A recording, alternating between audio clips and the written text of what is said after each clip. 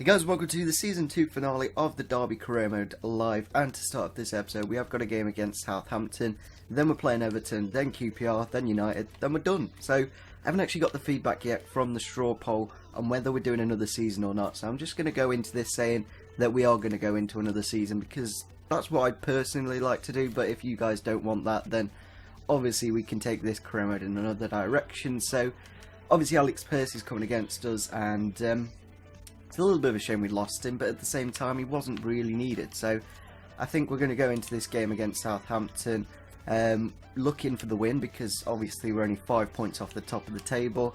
What we need in this episode is Manchester City to lose 2 out of their 4 games left. So it's a little bit unrealistic, but you never know. Football's a crazy thing and anything can happen. So we're just going to go into the game hoping that they do lose, and yeah, we'll just sort this lineup out and then go into the game. So here's the lineup then. We've got Pella, Juanmi, Jay Rodriguez, Isgrove in the holding midfielder role. We've got Reed and Davis, Font, Yoshida, Cedric, Bertrand and Forster in goal. So obviously they've got Martins and Pearce, and we have got Wanyama and Shane Long. So it's going to be quite an interesting game, a battle of former players against former players. So let's go into the game now and see how we do.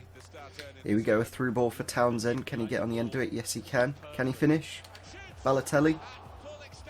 And the keeper's put it in his own net. What the hell's happened there? I think it's Forster's goal. But technically Balotelli's. I know he could have probably put that on target a little bit better. But I don't know what Forster is doing there. Just completely wrongly parried it into his own net and made it 1-0. Good start for us. Yoshida. No. Oh, Martins. Against his former club, of course.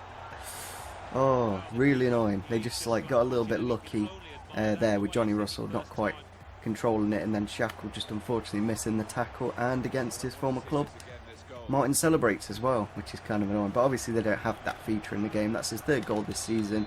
Not too sure if he scored any at all. And there it is, full time. Unfortunately we've lost a couple of points in the dying moments of the game against his former club. Martin's had to score, but I think signing Wanyama has been a better signing, because he did actually get a winning goal in the last episode, I believe, against Manchester City. So yeah, we did have quite a few shots as well, so we weren't exactly like the worst team, and we probably deserved to win it in the end. So looking at the table now, we have actually got a game in hand, and it is against Everton, and if we do win the game we'll go up to 62 points, which will be technically joint with Spurs, but they've got a better goal difference, so we'll go back into 4th. So we do need to win this next game against Everton, who are currently 8th in the table, so they've got something to fight for as well, because they can potentially get into the top 4 as well. So yeah, let's go into the game now and see how we do. Into the game we go against Everton. It might be our last home game of the season, I'm not too sure, but let's have a quick look at the Everton lineup for today's game. They've gone for the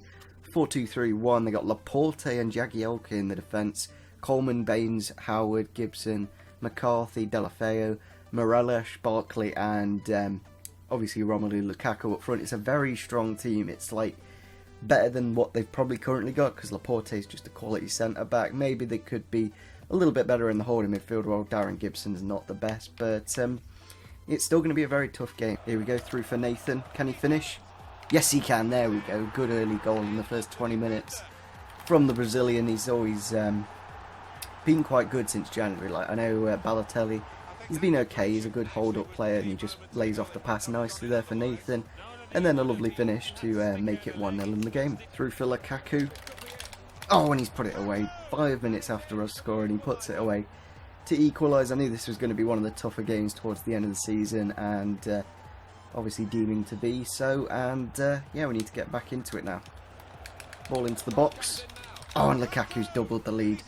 Well, not doubled the lead, but doubled their score to get them into the lead. So yeah, a little bit annoying. It's just, again, like players in the wrong place at the wrong time. Christie should have been closer, and then maybe Kolasinac could have won the header. A little bit unlucky, Drommel couldn't save. Here we go, Thomas Ince with a bit of space. Can he get the goal? Yes, he can. There we go. Thomas Ince, 2-2. Wonderful on that right-hand side of the pitch, just cutting inside and banging him in. That might be his, like, I don't know, 10th goal this season. But he always does that. He controls it lovely.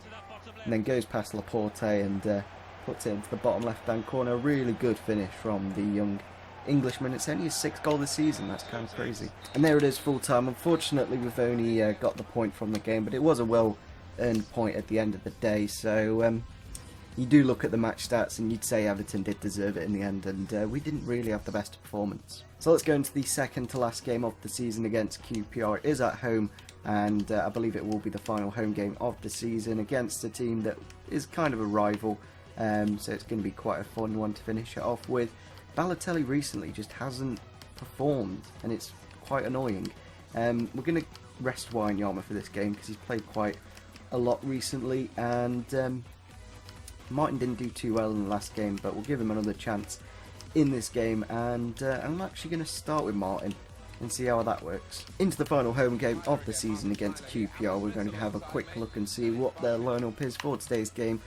They have gone for the 4-2-3-1. They've got Groher and goal, I'm not too sure who he is, James Perch and Nua, Corker, Traore. In the holding midfielder roles, they've got Diakite and Fowlin, Phillips out wide, Cherry and Obafemi Martins, and Leroy Fer on the left-hand side. So it's quite a pacey attack they've got there, so it's going to be quite an interesting game. No. Oh, he scored.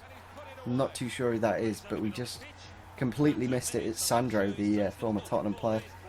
Yeah, we just completely missed it with Kolasinac, and Sandro puts it into the back of the net. Now we need 2 goals, because we definitely need the 3 points from this game. Hughes. Ballo. There we go, we've got the own goal. It's technically, again, Balotelli's goal. Well, Hughes has apparently taken it, but I'd say it's more Balotelli's, because he went in for that second one, and Anua put it into his own net. So we only need 1 more goal now, because the likelihood of getting points against United, it's going to be very tough. It's ridiculous how deep QPR are. They're literally stood on the goal line. I don't understand why this is a thing on football. The commentator just said as well, it looks like both teams are trying to win it. No, it doesn't. It looks like one are trying to clinch to the point that they've got, and the other are lobbing everything forwards. And that's full time. It's just one of those annoying things on FIFA. Like, why is the commentator such a condescending cunt? And why did QPR just park the bus like the batty boys that they are? So yeah, we kind of need to get a point from this last game against Manchester United. So into one of the last training sessions we've got now, and Drommel has grown to an 82 rated goalkeeper. It's nice to see those kicking and handling stats going up, and there should be a little bit of growth towards the end of the season, which will be good to see.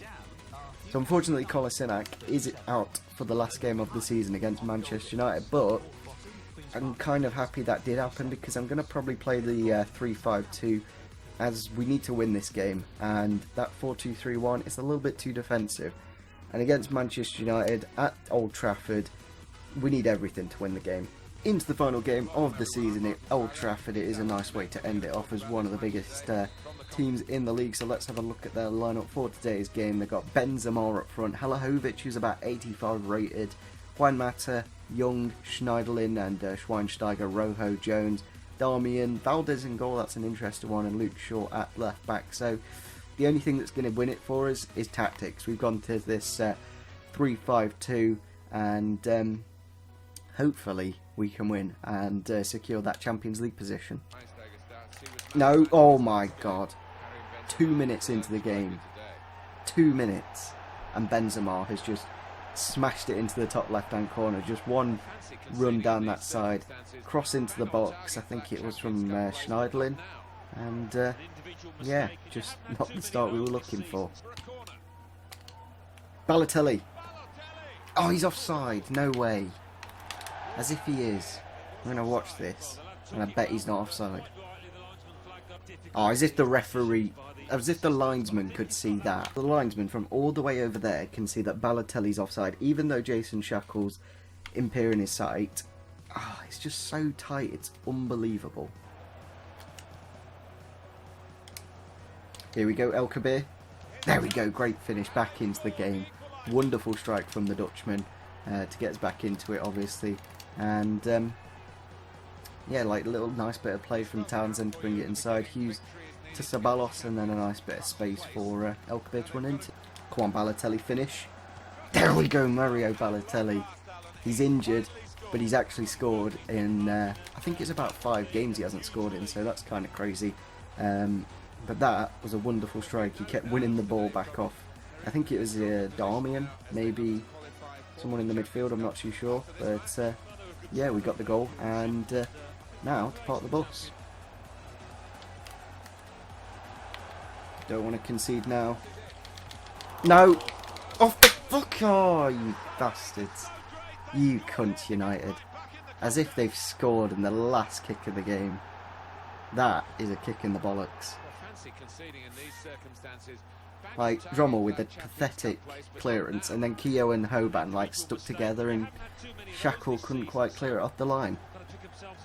Oh, how annoying. Oh, the thing is, because Shackle's left-footed, he was going for that with his left foot. If he was right-footed, there's a slim chance he could have potentially saved it. Oh, that's annoying. And that's it, full time, literally. Oh, yeah, we've definitely missed out now. We've definitely missed out on Champions League football because of that fucking goal United just scored. So in the end, it wouldn't have mattered whether we won the game or not, because Stoke City did actually win their last game of the season and did secure that 4th position. But it's so annoying that we did not win the game, because we don't actually four draws this episode. And if we won all our games, we would have got 8 more points. So it's just one of them things, really. You can't really do much about it. So yeah, looking at the table, 5th in the first season in the Premier League is not bad at all. Beating Arsenal, Liverpool, Everton, Man United, and QPR going down. That's really good to see. I'm really glad that a team like those went down. Kind of crazy how Southampton, West Ham, and yeah, all those teams are like down in the relegation zone, but that's FIFA for you. So the team of the season's there on the right hand side of the screen, and it's kind of crazy because it's got Corker, who got relegated, Keane, who came like just above the relegation zone, and Andre Gray as well. So it's kind of a little bit crazy. I don't think it'd be really like that. Probably Hoban deserves it a little bit more than Corker. Like, he did get relegated in the end. But yeah, Drommel did actually get player of the competition, so that's really good to see. And Chelsea won the league. Whether they're going to do that this season or not, we'll have to see. So we're going to end the season now. It is a super season. Obviously, we got Europa League football. That was the target, and we did achieve that, which is good to see. And our left back, Florian Durban, or whatever his name is, Durban, did get one of the future kind of things. So yeah, I think we've had a good season, and we're going to end it off here. So if you did enjoy this season, make sure you do smash the like button. If we could get over 30 likes for the final episode of Season 2, that would be really nice to see. So yeah, smash the like button, subscribe if you are new to the channel, and see you soon. Bye!